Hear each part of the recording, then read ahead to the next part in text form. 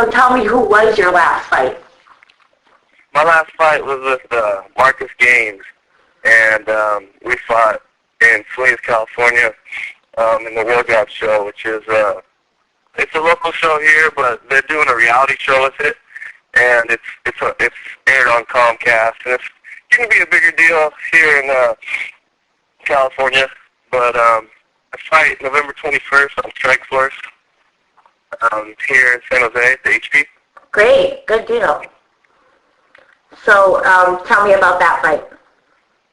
Okay, well, I took it, I trained here at AKA in San Jose, and one of our partners, Nate Moore, was getting ready to fight. And in training, he actually suffered a knockout by Trevor Prangley, and so they needed somebody to fill in last second. So I took it on about 3 days' notice, jumped in there, had no clue what Marcus was about. I knew he was a seasoned fighter. He had like 15 fights. And just went out there, 25 seconds, knocked him out. Got in and got out real quick, so it was pretty nice going in there on short notice and cutting all the weight to not have a real tough fight. Now, tell me more about where you're training at. I train at American Kickboxing Academy in San Jose. Javier Mendez and Bob Cook. Pretty well-known camp, especially in California. We just had a teammate fight in the UFC, Josh Koscheck. I'm sure everybody watched that fight. Sure did. But it's probably one of the most well-known camps right now in the U.S. So it's a tough training camp, but man, you can't get any more ready for a fight than here. Exactly. I want you to tell me a little bit more about that. I can spit out the word training. Sounds so easy, but hell no. It's so much more than that. Can you tell me what you have to put in? What is training? Yeah, actually, I'm at the gym right now, getting ready to do jiu-jitsu with Dave Camarillo. I'm sure everybody that does jiu-jitsu knows Dave Camarillo. So at 10:30, we'll do jiu-jitsu until 12. As soon as jiu-jitsu is over, you take the gi off, and then it's time to spar. We'll spar from 12 to 2, and so that's putting in 5-minute rounds, somebody fresh every time. And when you're sparring 5-minute rounds with somebody fresh at AKA, I mean, you don't have an easy round ever.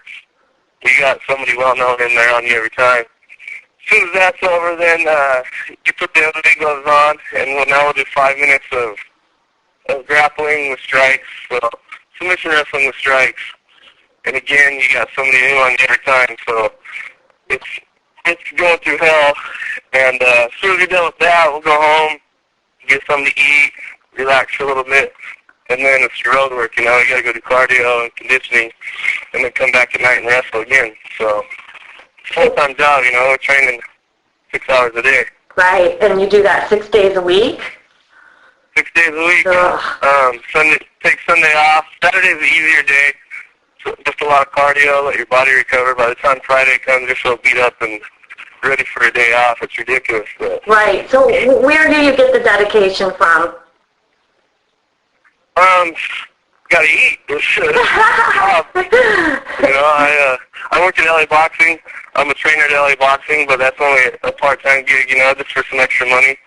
And so really, I live in an RV right now, to be honest with you, in a parking lot. And so every day I wake up in that RV in the parking lot, I know that it's time to go to work, and after the fight's over, I need to get paid and get the hell out of that RV. Sometimes I want to move to my RV and just follow the UFC clan around. Not that clever. So, is there anybody that you're looking to call out? I'm actually looking. I'm hoping in January. We tried out for the reality show for Tough, and so hopefully that'll go through, and I'll get the nod on that. I'm hoping. Oh, that'll be right good. now, I'm just looking forward. Yeah, I'm just looking forward to this Eric Lawson fight. He's 7-2, but he's a real strong wrestler, and he's really made a name in Strikeforce. I think he's 4-0 right now in Strikeforce. Mm-hmm. And so this will be a good fight if I can look impressive and I can get a good win here. You know, I'd like to make Strikeforce at home if Tough doesn't work out, but I'm really looking forward to the reality show. Definitely. That will definitely put a boost to your career right there as well. So I hope you get in on that. So what got you into this? How did you decide this is what I'm going to do? Well, actually, my cornerman that's flying in from Colorado, I'm originally from the Midwest, and I played college basketball. And kind of ironic story, I had no fighting background, no wrestling or anything like that, but through playing basketball, I was always buying supplements, protein, and energy drinks and stuff, but my friend owned a supplement store, and his name's Luke Cadillo. He's a UFC veteran. He fights on Strikeforce now, but he conned me into coming and hitting Thai pads. And I just hated to run for basketball. He'd come in and hit Thai pads. You know, it's a great workout, and you know, maybe you'll be able to fight, but he's always made fun of me basketball players can't fight. He was a wrestler. I went in there that night, did Thai pads, then he called me into sparring with him. And he was already a pro fighter. This was my first day in the gym ever.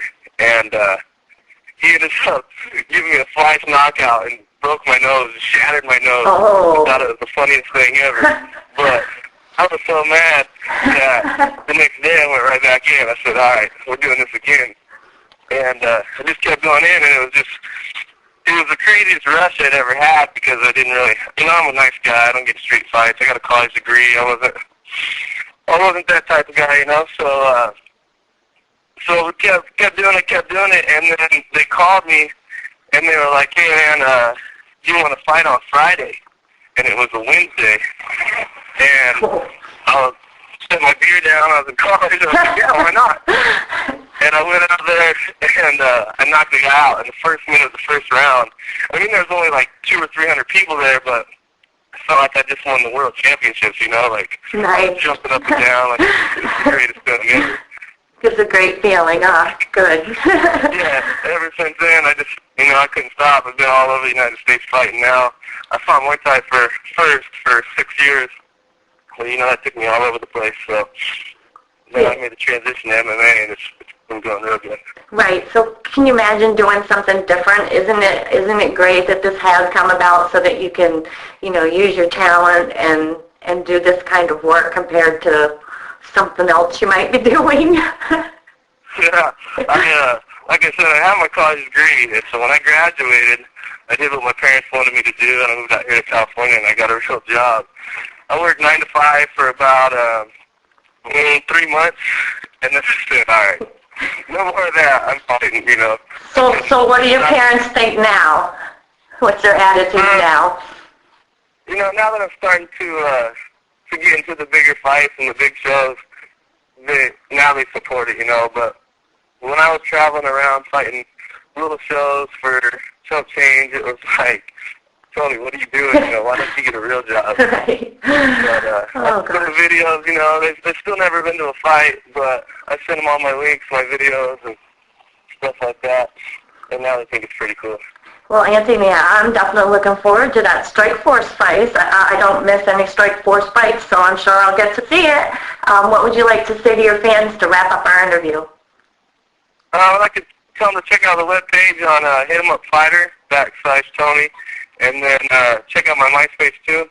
URL is Tony Johnson MMA. I got my sponsors on there: Guard Your Grill, Hit 'em Up, Tunes Nightclub.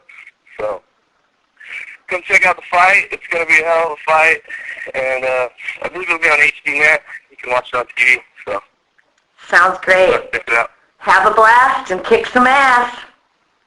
All right. Thank you, Anthony. Have a great day. You too. Bye.